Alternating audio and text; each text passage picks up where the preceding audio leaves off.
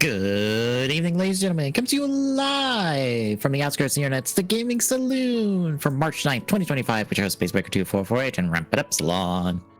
Hi.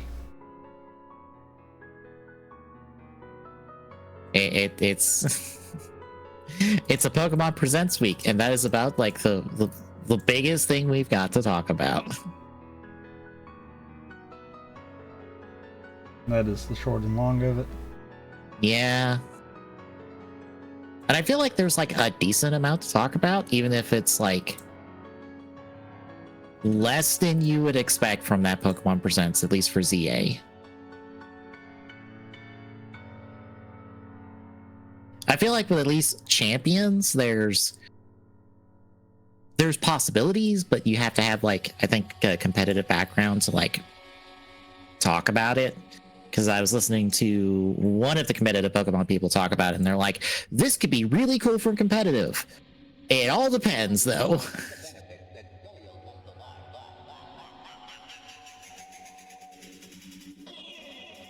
I mean, it all depends on what comes out as the base game, because we all know they're not going to do proper competitive patches. Yeah. But we have that and other assorted news. But first, topic, what have you been playing the last couple weeks?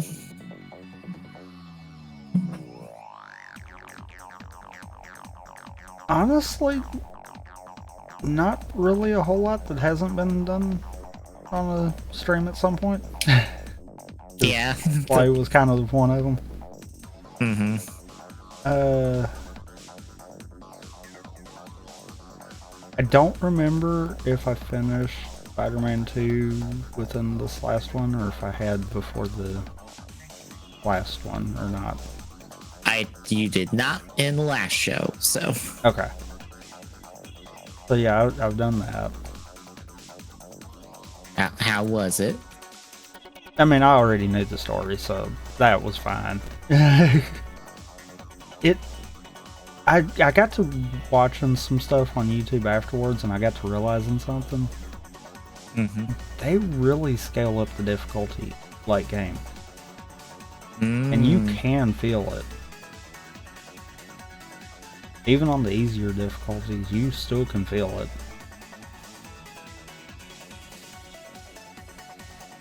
I mean, that's a good thing, don't get me wrong. But, yeah. Out of curiosity, how do you feel about Miles' new suit that he just comes out of nowhere with? Meh.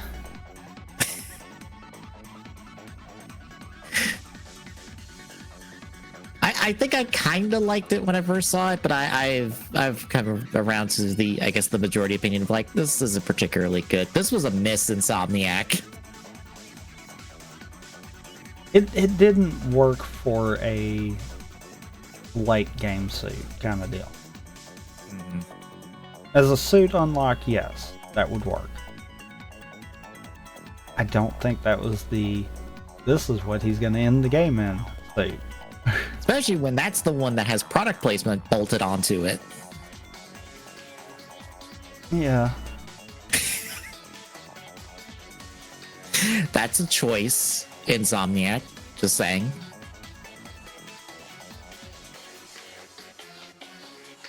Yeah, that, I hopped a little bit into Vegas just to see how it was running. Yeah, I need to get both of those installed. So they shouldn't take up too much space or just I am take way too out of long. practice. I can imagine. Because I remember being able to almost solo a terrorist hunt, and I couldn't even attempt to start one right there, and I'm like, oh, I am way out of practice. Yeah. To put it in perspective, folks, 5 years of exports, I have not hit any point of us doing Vegas in any capacity, unless it's just not titled to something I would catch.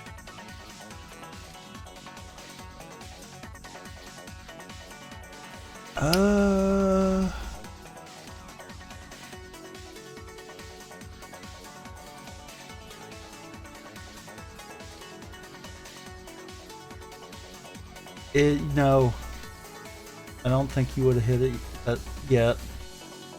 Mm-hmm. Because I'm willing to bet.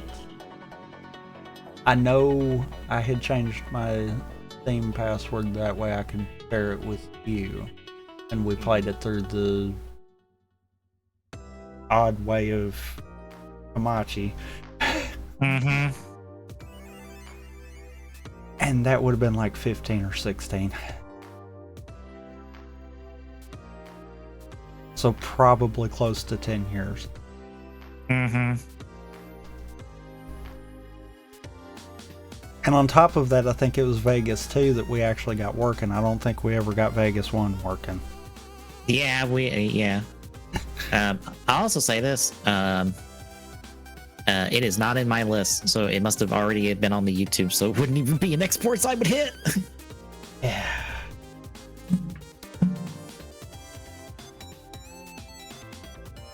And that's saying that we did it for stream, because I don't remember. I think we tried, but I don't remember if we actually got to, or if it was one that kind of crapped out on us. I honestly don't remember at this point. It's been that long. Yeah.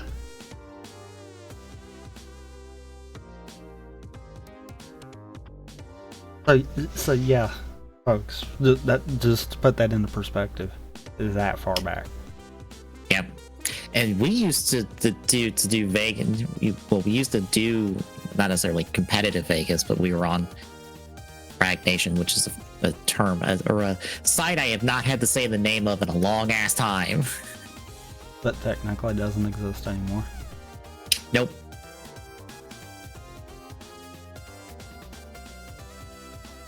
We used to stream for them.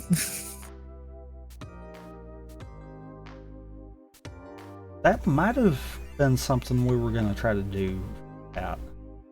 And Probably. It didn't work out. Mm-hmm.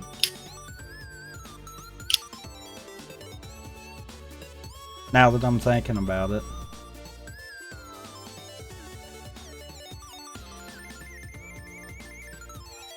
But yeah. Yeah.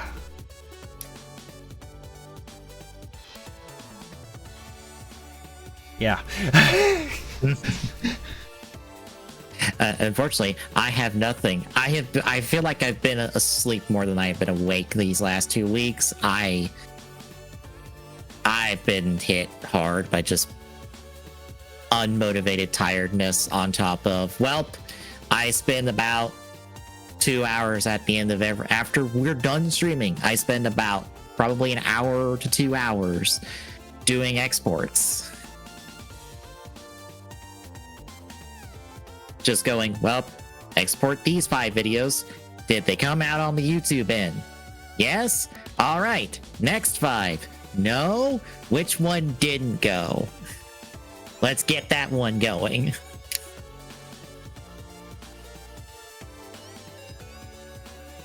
So basically that is been like 3 weeks now. I'm in the last like weekend change. So I'm almost done.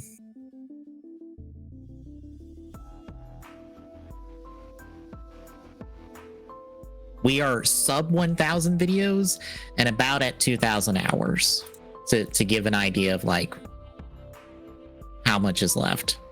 Actually no, sub 2,000 hours. Yeah, we have 1,966 hours left, and we have about 991 videos to export.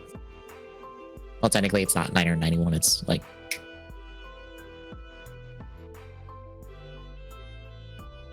like 81, actually 981.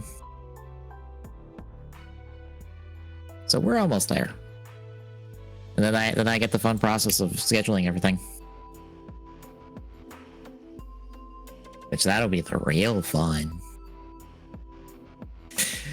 At least I can like schedule in batches and just be like, well, I don't have to worry about scheduling for like a few days because everything will just go out and I don't have to worry about it. And like, holy shit, we're getting activity. Like, people are actually watching the backlogs.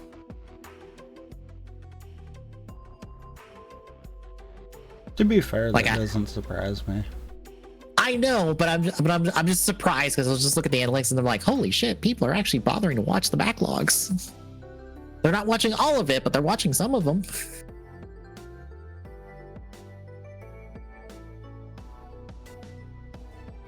But yeah, that's been the last 3 weeks. At least I get a Zenless Zone Zero update in like a couple days, so I get to play that, which will make me very happy. Yeah, Star Rail's update was in the last 2 weeks. Wasn't anything like super major, just introducing, I'm not going to say our main bad guy for the planet we're on, but a bad guy for the planet we're on. It was very good. Star Rail continues to be fun, even if the conversation of power creep and like seeps in, and I'm just like, I just want to play fun video game. I make by with what I have. They also have their anniversary coming up in like the next patch or two. Besides that, not much else. So, shall we get to the news? I guess we shall. All right. Pokemon had a Pokemon Presents this last couple weeks. Here's all the fluff to start with. Scarlet and Violet has some starters that are terrestrialized as stuff. Trading Card Pocket had the Arceus booster pack.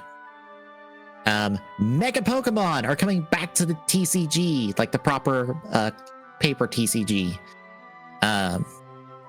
And apparently, instead of them being basically like a stage 4, they're a proper stage 3. Because apparently, I only learned about this recently. Mega Pokemon before, you would have to play a Riolu, then play a Lucario, and then play a Mega Lucario to get to Mega Evolutions. Now it's just Riolu to Mega Lucario. Which that feels wrong. It feels right the other way. Yeah, I guess it's just to keep the game faster and like getting you to those Mega Evolutions, since health does carry over. Also, I don't know if Mega Pokemon are still 3 prize cards if you kill them, because they were previously. So it's a big gamble to put a Mega Pokemon on your field, because that's half your prize cards in paper and in TCG Live technically. Because I think at Discord someone asked me, is like, is there a difference between like attacking in like TCG Pocket and TCG like paper? And I'm like, not really. The only difference is how many bench slots you have, and I forgot to tell them deck size, because deck size is actually bigger in paper and TCG Live. But honestly, there's no difference. You can go between Pocket and like TCG Live card very easily. You just will be dealing with different cards, because they have basically a whole original set of cards for Pocket that is just shares art, I think, with cards that are in other places. Anyway, Pokemon Concierge is coming back for a second batch of episodes. Hooray! I haven't watched this, but I really should. It looked cool. This is the stop motion animated Pokemon little show that's on Netflix.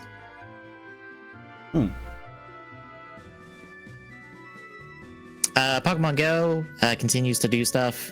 Masters EX continues to do stuff. Pokemon Unite will have a Suicune skin, Alolan Raichu, and Alcremie coming. They said dates for they had like times for those, but I forgot them. Pokemon Sleep will have Darkrai and Cresselia. That feels like such an obvious thing for Pokemon Sleep to have. I am surprised that it's now happening. Cafe Remix is doing stuff, and then Pokemon will be localized in Latin America Spanish, so that more people can play Pokemon. Fluff out of the way. The big things to come out of it were, first and foremost, Pokemon Champions, which is going to be a Switch and mobile title. It is a possibly paid title because of some verbiage used to describe the game. It is 2v2 battles. It is multi-gimmick, as the trailer showed Mega Charizard X fighting a terrestrialized, I forget the fish Pokemon, but it evolves from Tsushimi and Scarlet and Violet. But we have multiple gimmicks in play. You will be able to transfer Pokemon from home to this game, and it is cross-play between Switch and mobile. They didn't do any more details on that. So my biggest question coming out of that was, how is Pokemon acquisition if you are not using your home stuff? Like, in the realm of champions, how do you acquire Pokemon? How do you make and modify them? Because Wolfie VCG is the person I watched the video of talking about this game. And he talked about how this could be the competitive Pokemon game going forward that would let regular Pokemon games do whatever they want without having to affect competitive. And possibly, patches, buffs, debuffs, all that stuff for Pokemon in competitive. So, here's my thought then. Mm-hmm. If they're looking at this as the definitive competitive, yeah, then you can't get Pokemon outside of transferring from home. Mm-hmm. Because think about it. If you are getting Pokemon from one of the main games, you're transferring it to home. Yeah. As long as they don't put a stupid limitation of you can transfer it to champions, but you can't transfer it back, then it should be fine. It goes both ways on that. The only thing it's one way is from Go to this, which is how it's always been. Go is one way. Yeah. As long as they can keep it that way, there's nothing stopping you from building your own team kind of deal. Yeah. And that's another thing. And I could see them keeping this as as the competitive focus, that you have to bring any Pokemon you're wanting to use over with you. Mm-hmm. That way then you can still use the main games to train them and level them up, which won't really matter in competitive, but I'm sure there's going to be a non-ranked and a ranked mode. Mm-hmm. The non-ranked probably allows levels. And then bring them in and let them do their own thing. Yeah, that's something Wolfie also brought up, because right now, to get into competitive Pokemon, it's a lot of work to get your Pokemon like at a high competitive level with all the EVs, the IVs, the abilities, all the back-end math nonsense that most people do not engage with in Pokemon. All that stuff, it takes a lot to get a full team of 6 up and running.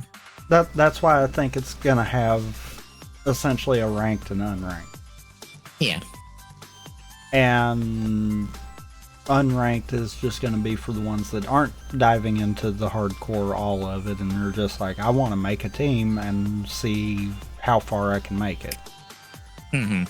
Whereas ranked are going to be the ones that are sitting there crunching every one of the numbers and are like, yep, this is my team. Yeah. Wolfie's hope is that it's easier to do a lot of that, because it's like he said, it's a lot of work and a lot of time to get that in base games. So if this can expedite that process or make it like an easier to approach process for a lot of people, that can open up competitive Pokemon to a lot of people.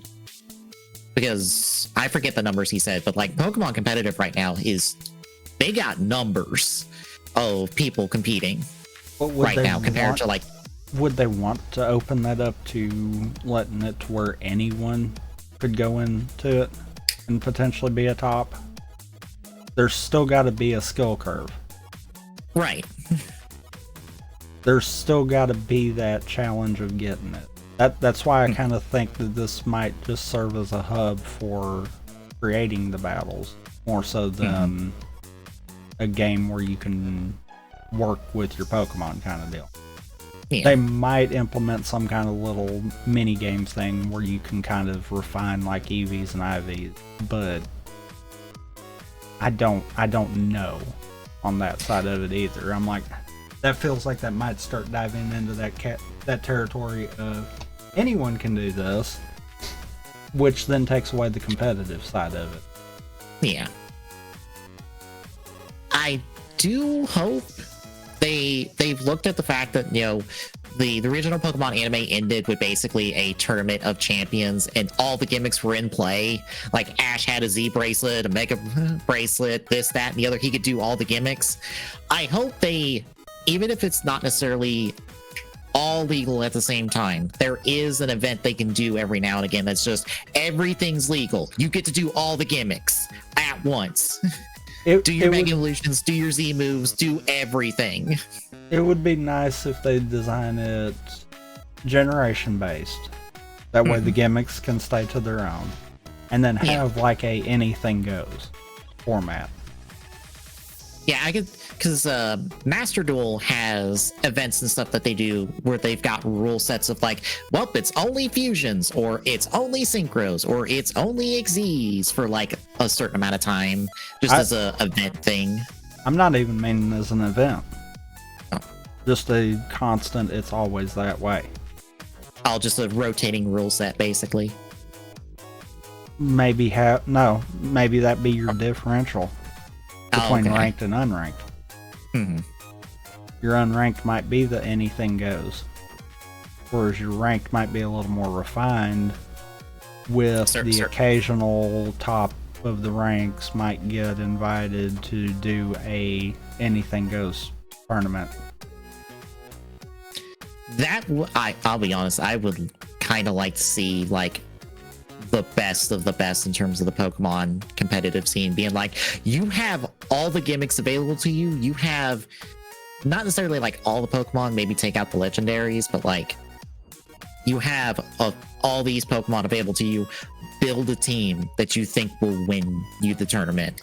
I want to see what that looks like, because right now competitive Pokemon has always been like, oh, we've only ever had one gimmick, we've only ever had one thing to worry about. Now it's like, well, now they have at least one Z move, one Mega Evolution, one Trastlize, one like Dynamax, or shit, what's the other version of Dynamax where you have an actual like different version? Gigantamax. Yeah. Like one Dynamax and Gigantamax, one Trastlize.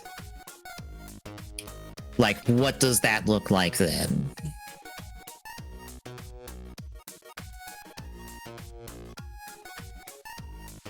Like, I hope this does well, because I think I could get into watching Pokemon this way on a competitive level.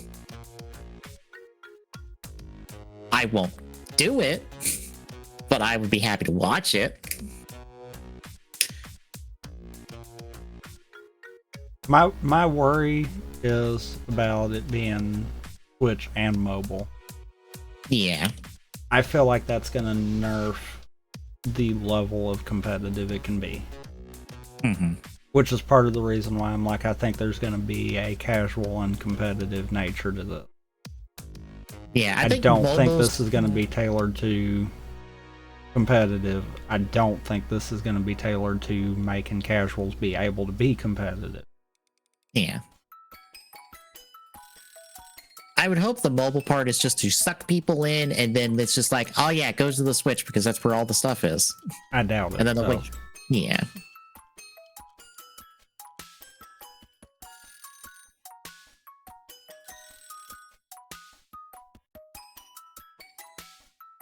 I guess any other thoughts before we talk about ZA? No. All right, Pokemon ZA had its first proper showcase since its teaser trailer like a year and change ago. Unfortunately, they just don't have the trailers in this recap. The short and long of the information we basically got was we're in Luminos City post Pokemon X and Y. So we are picking up after the events of X and Y. Az is running a hotel that we are lodging in as we arrive in Luminos City. There are these wild areas that are peppered throughout the city that we get to catch Pokemon in, as we do in Arceus. There is the ability to go parkouring around the rooftops of Lumino City. Our starters are the Gen 2 duo of Chikorita and Totodile, and then Gen 5 Tepig, which has upset people, I guess. I don't know. I'm fine with these starters.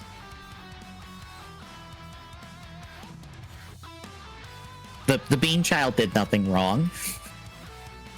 My head empty Gator friend did nothing wrong, and my also head empty pig did nothing wrong. I don't know what you all are complaining about.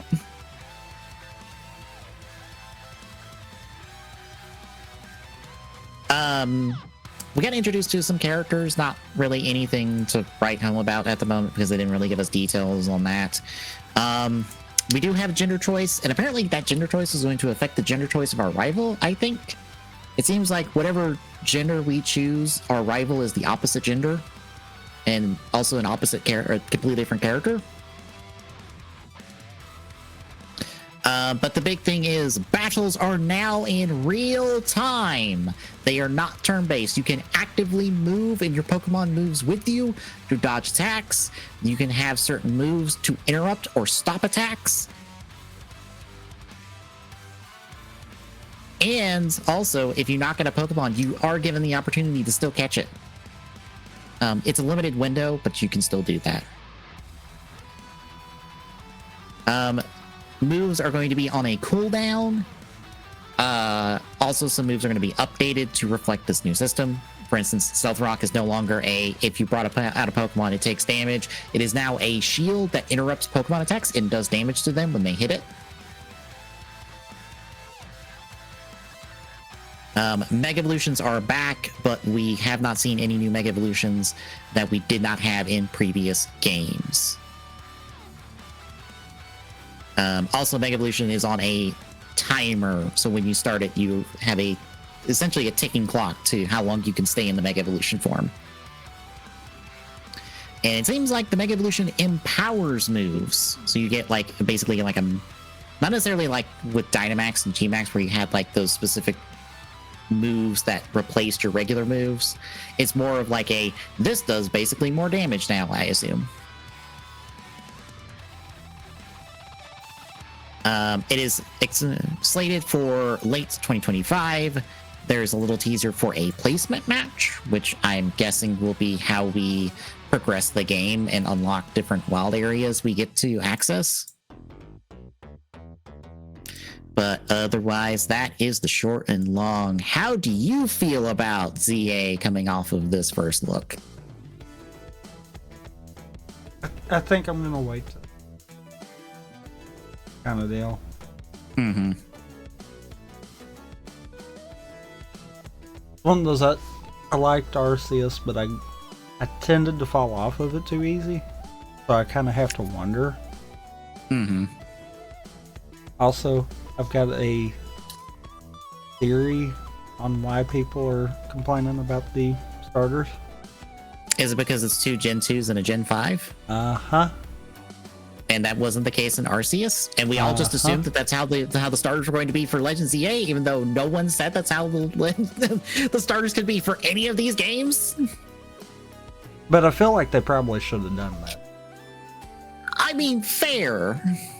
If they were gonna do that, you want to know the easiest solution they could have done?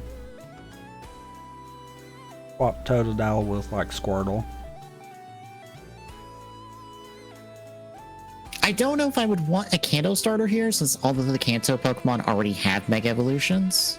I feel like I would want a starter that isn't one of the Kanto ones. But also, I feel like I would want to swap Chikorita for someone instead of Totodile.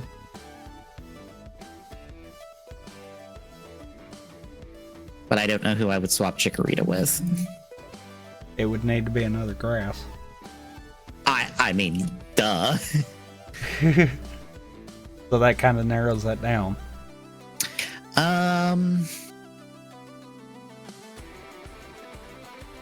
Let's see, not Rowlet. I kind of wouldn't want to do Sprigatito or They kind Yeah. of didn't follow that with Arceus. Grookey's too new. Grookey could work. In all seriousness. Yeah, because I'm trying to think. Because that would follow a pattern from what we saw with Arceus. Mm-hmm. They really just needed to swap one of those two, and that probably would have alleviated some of it. People would still gripe. Yeah.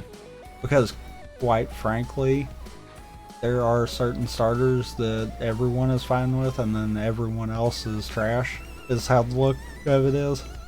So Yeah. someone will gripe regardless. But I do think the problem is getting two from the same generation. Yeah. Every Pokemon is someone's favorite, and every Pokemon is somebody's least favorite. But it's just how it is. Yeah. I don't know. Personally, I would think swapping Totodile for like Squirtle or maybe another more known water starter would probably be the best play. Piplup?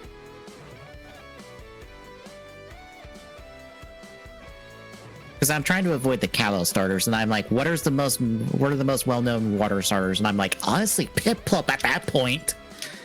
Maybe then. Because your options are Squirtle or like, if we're taking Squirtle and Totodile off the table, it's Mudkip, Piplup, Froakie, Poplio, Sobble, and Quaxley. And Quaxley's off the table. Really, Sobble would work because he is the James Bond Pokemon and we are in Paris, basically. Yeah. Sobble or Squirtle would be the two that I would lean towards then for swapping Totodile out. Yeah. And I honestly think that's the easier one to swap out, not Chikorita. Mm-hmm. And I only say that because I feel like more people would at least recognize Chikorita, and it seems like they kind of want to do stuff that people are going to recognize easy. Yeah, because I also feel like, it's been spotted in the trailer that Chikorita now has a fairy type move that it does not normally have. Like, Chikorita does not have fairy type moves in general. We are probably going to get regional bird forms for the starters, just like we did in Arceus, possibly. Probably. Instead of megas for the starters, which would make sense, because since we have the weird gen layout, I think regardless of what starters they chose, giving them megas would be weird, because then the other two from that gen or the other one from that gen would not have a mega unless they followed up on that later in the game.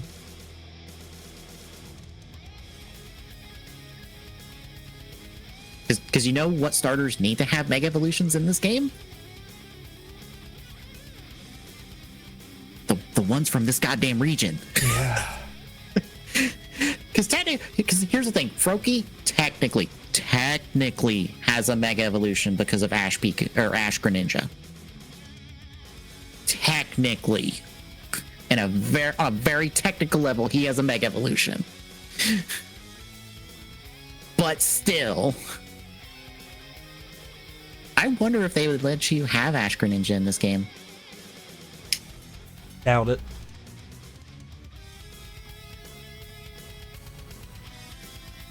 Because Ash Greninja was available to you to pick up if you did the Sun and Moon demo. But I doubt it. Yeah. I are sad.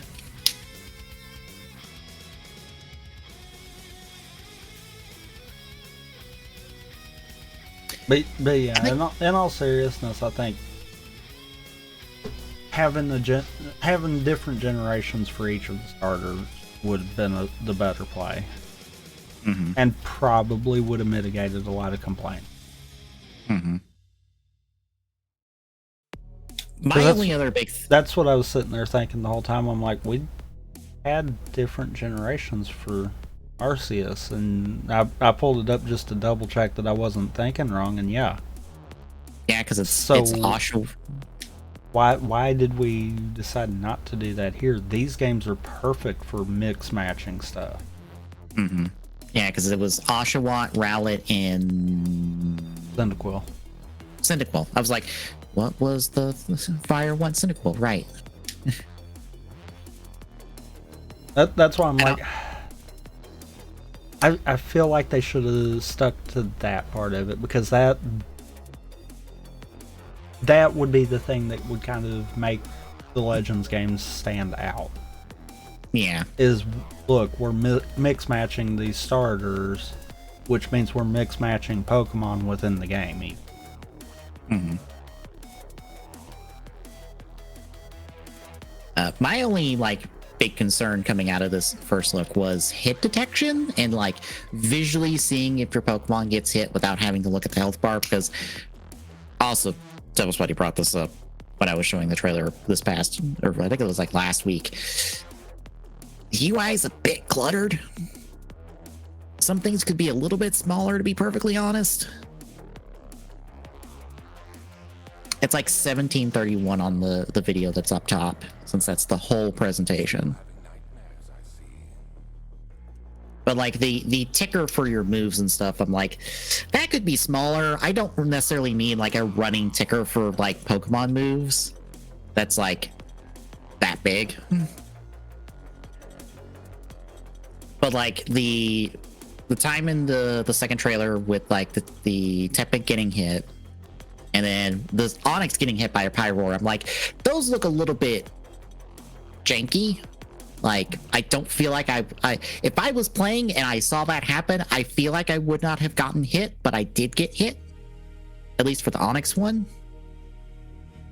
So I feel like hopefully cleaning that up and getting that refined before release is important, especially for a real-time combat system. I need to be able to tell visually when I got hit. I don't hate, because I just pulled up some of the UI for it. Mm-hmm. I don't hate it. Yeah. I think the scaling needs change. I think it's a little too big. Yeah, that's exactly what I'm thinking of. Just okay, some of this could be shrunk down a little bit. Maybe the active Pokemon should be shrunk down, and then maybe have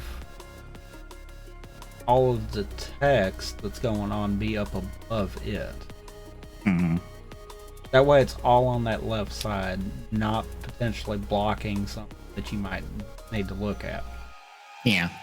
Some part of me thinks this UI would be fine if I was in a portable, if I was playing this undocked, probably. But if I'm playing this docked, this needs to get scaled down, because I have so much that you'll have so much more screen space on TV. There's where it is. You just actually said it right there. Yeah.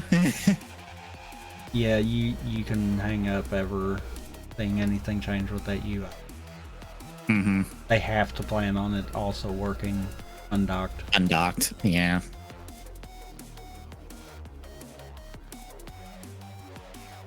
Now, granted, this is just outside looking in. This is not hands-on. Who's to say there's not accessibility options to tune that down? Oh god, please let there be that. Please let me muck with the UI a bit. Scale this down some. Because I could see that being a thing. Mm-hmm.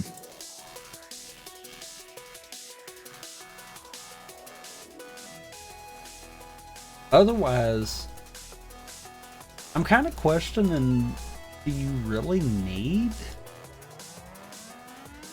The do ticker? you really need that dialogue on the side there? I don't know, to be honest, because the moves, it procs above the Pokemon's head when it's going to do the move, and it charges too. It is not immediate. That it takes a little bit for that move to happen.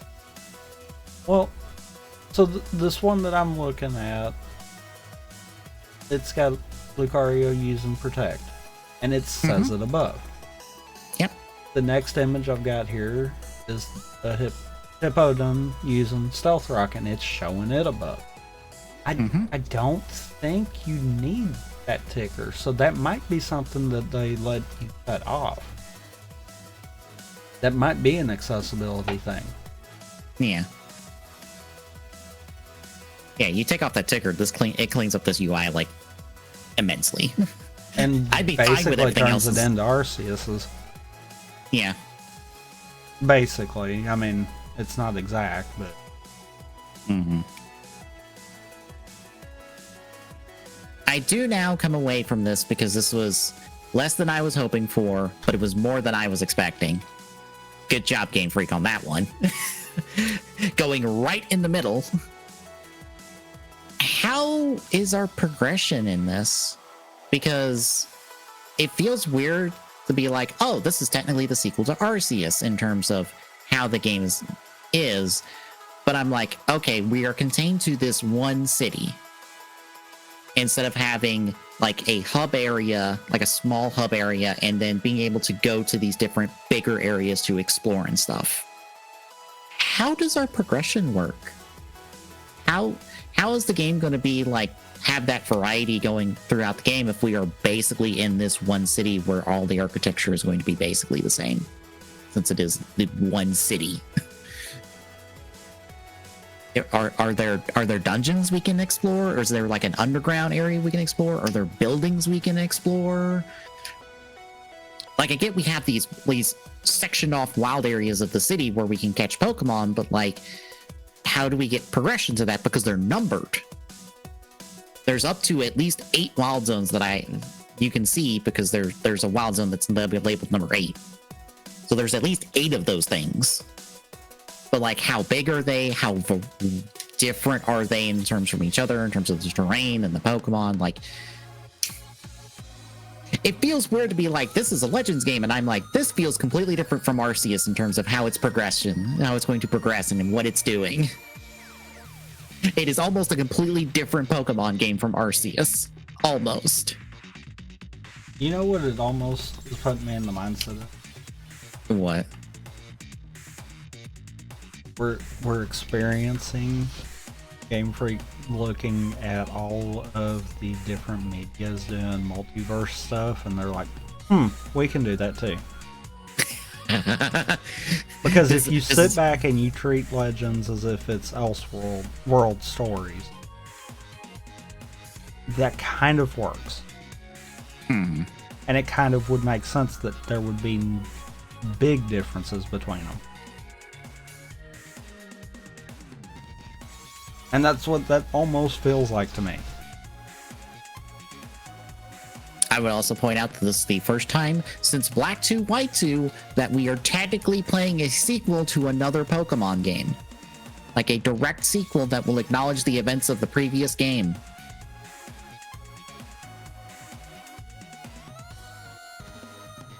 That is how long it's been since that's happened.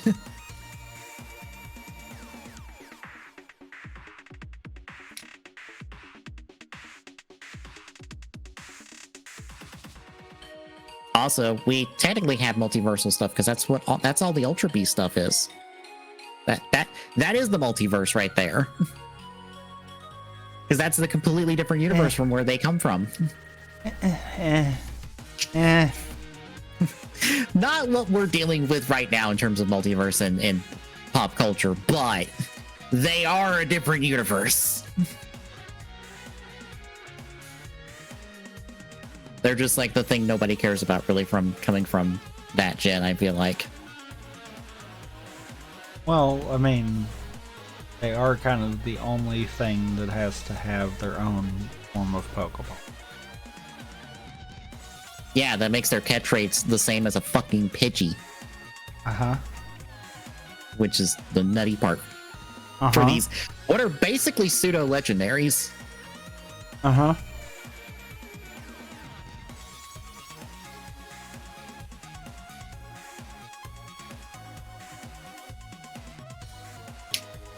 But yeah, I want to know how this game is going to progress. I assume the placement matches teaser is like going to be like, okay, that's how we have the equivalent of like your like star level that was in Arceus when you were ranking up the Pokedex and stuff.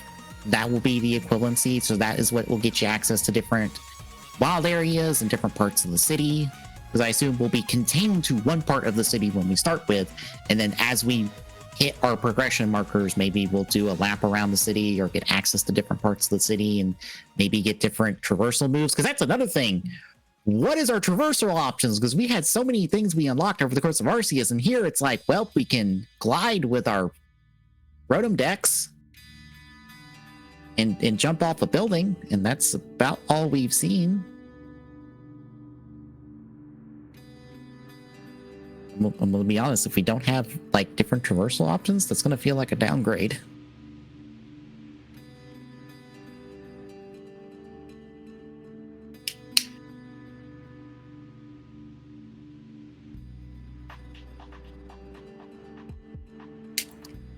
I guess any other thoughts on the presents? No. All right. Time for some Destiny news that I apparently missed because I guess it didn't hit any of the sites I checked for news. So, oh yeah, this. I think I did about it. So all of this information comes from a lawsuit, an ongoing lawsuit against Bungie by one writer named Matthew Kelsey Martineau, who claims Bungie copied elements of his unpublished works to create their Red War storyline that was the start of Destiny 2. None of that is important for what we're talking about with this article. Instead, the important part here is related to specifically that Red War content. So, in the course of this lawsuit, Bungie has had to refer to third-party playthroughs and videos to depict the Red War campaign because they cannot showcase the Red War at all natively with themselves. The reason for that, as they've stated in this, and they are under oath on this, so this is about as truthful as we're going to get when it comes to probably not just the Red War, but every piece of vaulted content that is currently in that Destiny 2 vault. Simply put, the Red War campaign is completely incompatible with the game's current operational framework. Even if Bungie wanted to bring it back, it would have to be rebuilt from scratch in order to be put back into the game. That is not quite a direct quote. I'd have to, hopefully this is picture have. It pretty much is. Yeah. They would have to rebuild it from scratch to get it back in the game. And bear in mind, that is for Red War as an example, because that is what the lawsuit is pertaining to. I'm going to quite honestly assume everything currently in the Destiny 2 vault probably is in the same boat. I doubt it. I say that for one reason. Most of what's in the vault. Definitely. Yeah. Cade's final mission probably isn't. Yeah. It is probably exempt from. Because they do have the truncated version. I doubt they rebuilt that from scratch. I would have to think they probably repurposed some of that mission just to kind of give it as a recap. Yeah. That way they could put out something that was half the size and still get the point across. But that's probably the only piece of it that is not that way.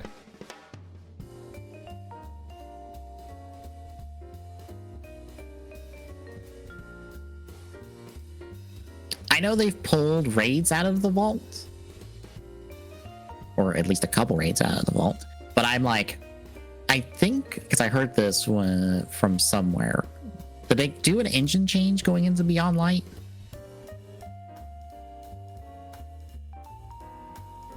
I don't know. It might have. I know that they went through a major change. What they were getting at is they went through a major change at some point, and that I think might be the cutoff in terms of what might be incompatible with where Destiny currently is. And that what makes me go, oh, they'd have to rework all of this content to make that thing functional again, which probably means we're never getting that content, because that is old content that takes time on top of making new content for the game. And I'm pretty sure Bungie has laid off people recently, so they have less people working on that game in general. Assuming those same people are not the ones working on Marathon. As a reminder, Bungie's still making Marathon. You know, that game that they showed off once. It wasn't even a proper showcase of it.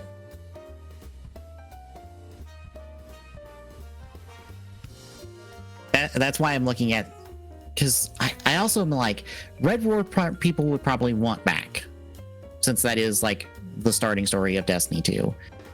But like the two like shorter campaigns after that, the one with Osiris and I forget what the other one is, I don't think there would be a whole lot of demand to pull those back out of the vault, if I'm being perfectly honest. Yeah, probably not. Like Forsaken, definitely people would probably push to get that back out of the vault.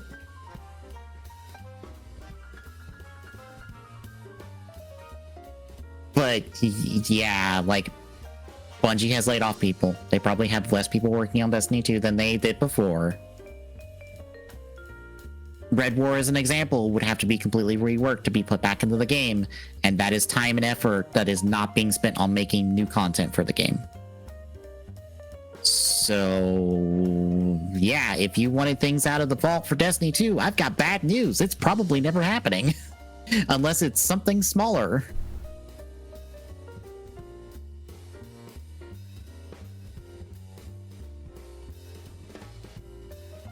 But any other thoughts? No. All right, in the rumor mill, there is a Gears of War collection on the horizon. It is only, I believe, the first 4 games. Does not include Judgment, I believe, is what I've seen. But while it will have co-op, it will not have PvP, so no multiplayer. Mid 2025, about August.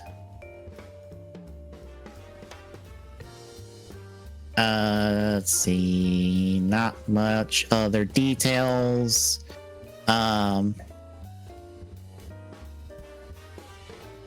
Gears of War collection will be revealed at an Xbox showcase later this year, and it will be on PS5, Series X, and PC on day 1.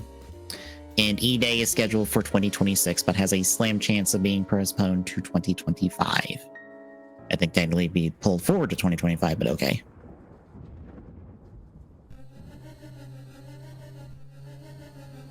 So how do you feel about playing Gears on not an Xbox, and it just is the campaigns? Well, that still could be interesting. Yeah. I'm just looking at this and going, well, how long until you port the Master Chief Collection? How long until you pull the trigger on Halo?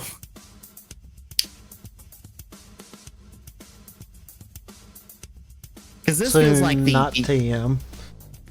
Because this feels like the step below, like, we are admitting we are never making a dedicated box ever again. Because here is like our second most popular IP ever on everything. It's not Halo, but it's damn close. And I'm like, if you put Halo on everything, you know you are not selling a console ever again. You cannot get people to buy an Xbox.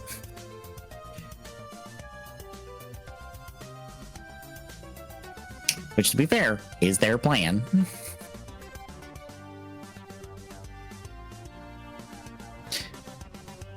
But yeah, any other thoughts? No. All right, and depressing news. Warner Brothers, specifically Warner Brothers Games, has shut down Monolith Productions' Player First Games And Warner Brothers game San Diego. Monolith are your Shadows of Mordor developers. Players First is the Multiversus devs, and WB Games San Diego has never made anything, and we're set to make a mobile Genshin Impact-like game. On top of all this, Wonder Woman, which Monolith Productions is working on, has been canceled as well. So how do you feel about this? Not too long after we talked about trouble at Warner Brothers Games with these exact same people.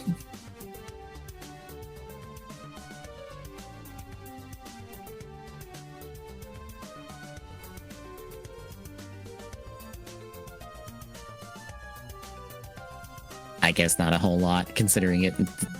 I feel like the article Jason Schreier put out was just like foreshadowing for this. Yeah. But yeah, like Multiversus is done. Wonder Woman's done. Also, I guess nobody's using the Nemesis system until like 2028 or something. I forget the end date for that copyright because I know it came up in conversations with this. But it's going to be like several more years before anyone in the industry can use the Nemesis system.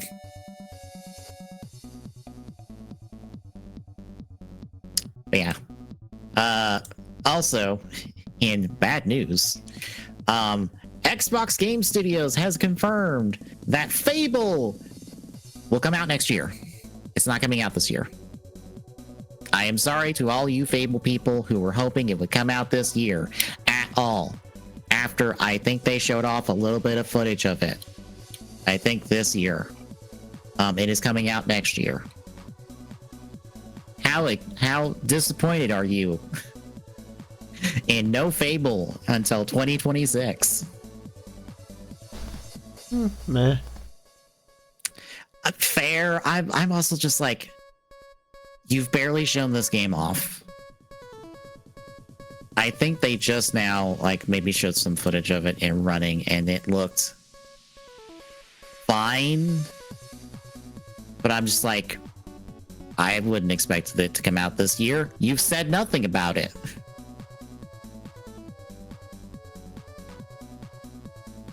But last up, and a quick one, Saber Interactive has been tapped by Hasbro to make a AAA game for one of their tentpole IP. Hooray! I love that everyone assumed Transformers was their tentpole IP for this. Forgetting that, you know what Hasbro also owns? And a lot. I meant specifically. They have Dungeons and Dragons, and I would just assume that that's what they're making is a Dungeons and Dragons game, because those are dime a dozen these days. Also, I feel like it'd probably be easier to make a AAA Dungeons and Dragons game than it is a AAA Transformers game. Especially considering they just canceled one of those. Well, it could be a AAA Power Rangers game. oh, the fandom wishes. The fandom truly wishes. God, the thought of a AAA Power Rangers game makes me unreasonably angry, because I'm like, why? Power Rangers does not need a AAA budget to make a video game. No Toku franchises needs AAA money to make a video game. You just need a AA budget and then like 2 years in the oven and then you're done. And you can put out like 5 of those every 2 years and you make millions of dollars because it's cheap.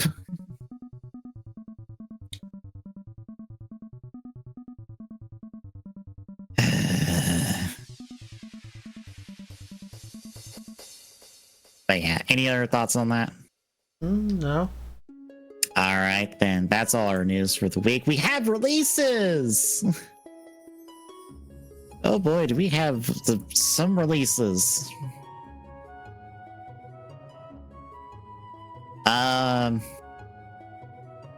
I'm going to skip down to something on the 13th. Content warning, scary filming for Switch. That's one of those streamer games where you play with your friends and react to stuff and all that. I feel like those are like becoming dime a dozen today.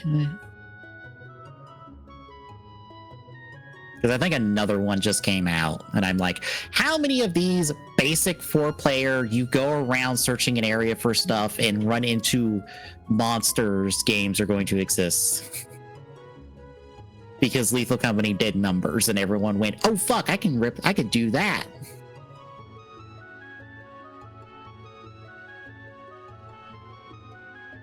Let's see, Phantom Brave, The Lost Hero bonus story, The Girl Who Cried Ghost, and The Rat Who Demon's Fear for Switch. On the 14th. WWE 2K25 for Xbox One Series X, PlayStation 4 and 5. You can visit the island on the 14th. People, please stop making PlayStation Home. Please stop. Nobody wants PlayStation Home anymore. Stop it. Just make a menu. A menu is cheaper and easier and less complicated. There's an extra gap there for some reason. Let's see, on the... And I missed one. Dagnabbit. I hate it when I do this. Just Crow Things for PlayStation 4 and 5 on the 19th. On the 20th, Ubisoft's future hangs in the balance as Assassin's Creed Shadows comes out on Series X and PlayStation 5. Oh boy, the previews come out for that, or the review embargo goes up for that. I can't wait to find out the review embargo's not up for that until the day it releases. Because I'm sure they're gonna put out review copies for it, but they are not gonna let you put out your review until after that game's out the door.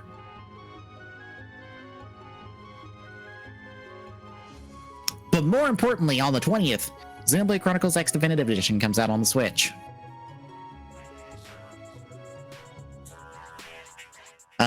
On the 21st, Altair Lumina, The Alchemist of Memories, and The Envisioned Land for Xbox One, Series X, PlayStation 4, 5, and Switch.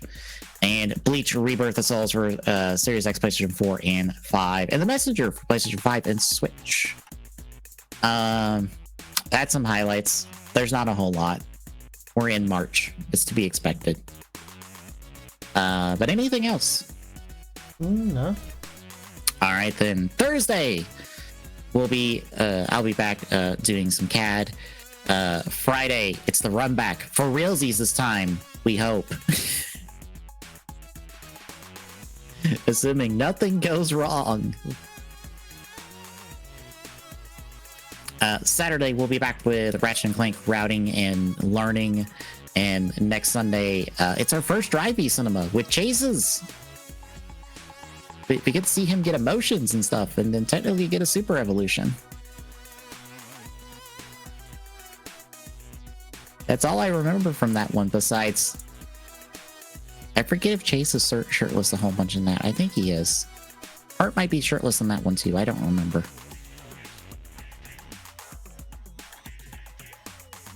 But in 2 weeks, we'll be back with video game news and the like, and hopefully nothing terrible.